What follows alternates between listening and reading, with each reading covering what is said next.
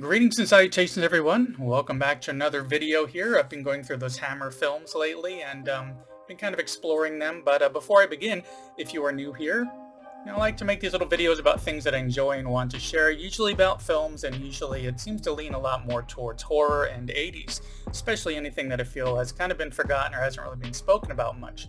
And if you like what you see here, please consider subscribing and giving me a thumbs up, hitting that little bell icon to get notifications for when I put up new content, which is once or twice a week, though I am trying to work on getting a little bit more out there. While you're here, also check out my back catalogs if there's any other videos you enjoy, and share both this video and the channel around, as all those things really do help out quite a bit. Now that all that's out of the way, as returning viewers may know, I've been working my way through a bunch of Hammer films, starting with a big set of 20 Hammer films, and I went through that earlier this year and then started exploring some more Hammer films, such as all the Dracula films that they made throughout, I believe it was 58 through 73 or 74. Anyways, now that I've finished that and I've put up my final Dracula video, I'm moving on to Frankenstein. So this one had been kind of on my list for a while because, I've liked everything that I've been seeing Peter Cushing in over these Hammer films I've been exploring this year. And strangely enough, they put the second Hammer Frankenstein film in that set instead of the first one. So I'd already done a review on the Revenge of Frankenstein, which was the first one in that set, and that was from really early this year. So I'll go ahead and link to that below and in the ending screen as well. But so now, finally getting around to checking out the first one in this series, The Curse of Frankenstein from 1957. So as with Revenge of Frankenstein, this one stars Peter Cushing as Dr. Frankenstein. It begins with him kind of as a young man hiring a tutor to, kind of teach him. And eventually he learns so much from this tutor over the years as he grows up with him that they kind of partner up to do some scientific experiments.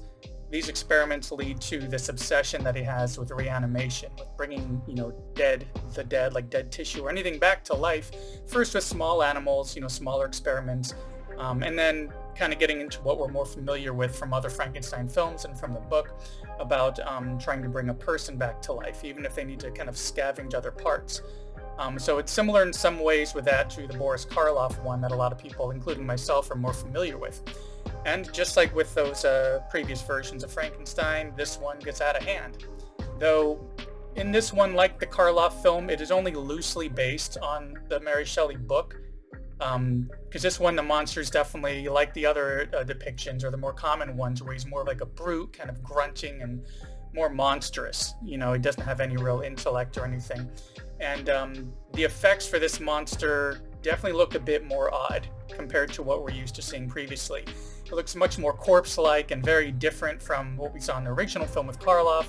And this makeup, they have it caked on Christopher Lee, who's playing Frankenstein's monster. So with his height, he really comes across as very imposing, which is a term I use for Peter Cushing a lot. If you watch any of those Dracula films, that's one of the things that he always brings to the screen. And what's strange though is I'm not sure why this film wasn't in that Hammer set, but from what I've read, when this film first came out, it wasn't received very well. I guess, some people really kind of, were comparing it to the original in some way, but this one by comparison they felt was kind of overly gross and a bit more graphic compared to the original, so it was more show and not as much substance, they felt. So I can kind of see that, because considering this one came out in 57, it was a bit strange to see that it was a little bit more violent. Not over the top and nothing compared to what we just have on broadcast TV these days, but there are a few scenes, such as a person falling off a balcony. The dummy that they had for that looked very realistic compared to what I'd seen in other films.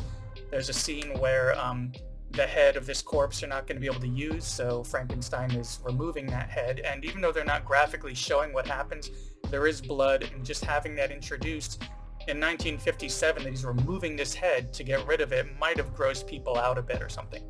But personally, of course, what we see nowadays, it's very, very tame.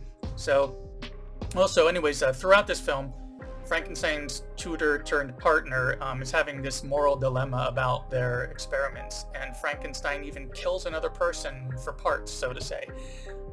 This desire for knowledge and power is kind of getting the best of the doctor, and by the time it's all wrapped up, it's actually a bit sad. He's seen as just this raving mad, lunatic, to not really believe these stories he's telling about reanimating this person and creating this monster. So he's locked up, depressed, and can't convince anybody of what had happened, and he's just kind of doomed to be executed.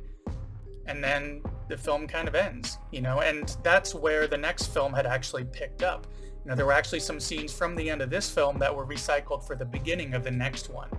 So it was strange because when I watched Revenge of Frankenstein, I thought they were just giving us a quick little recap to say this is what happened to the character. I didn't realize at the time that it was literally this is what happened in the last film. But yeah, what was also interesting was I've begun to notice now that I've done, I think, 32 or 33 of these Hammer films, I'm starting to recognize reused sets that they've dressed differently. I noticed it in a few of the Dracula films. In the Gorgon, I believe they're in like the same mansion as well.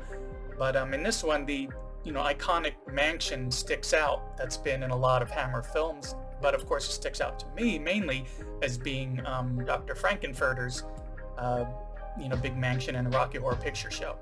But anyways, unfortunately, there's not too much to say about this one. I mean,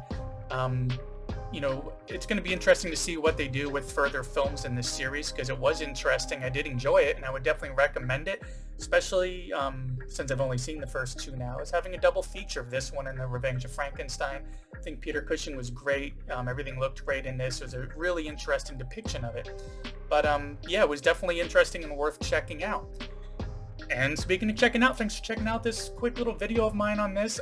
This is the first video in the series, so be sure to subscribe and hit that little bell icon to get notifications for when I put up that new content, which I am going to try to do one of these every week. I don't know if I'll do a single video on each film or if I skip a week and then do a video that covers 2 or 3 of them, because I do want to work in some other classics, not necessarily Hammer stuff, maybe some Universal, and maybe ones that wouldn't even really be considered classics, but just ones that were classics from my era growing up in the days of VHS rental through the 80s.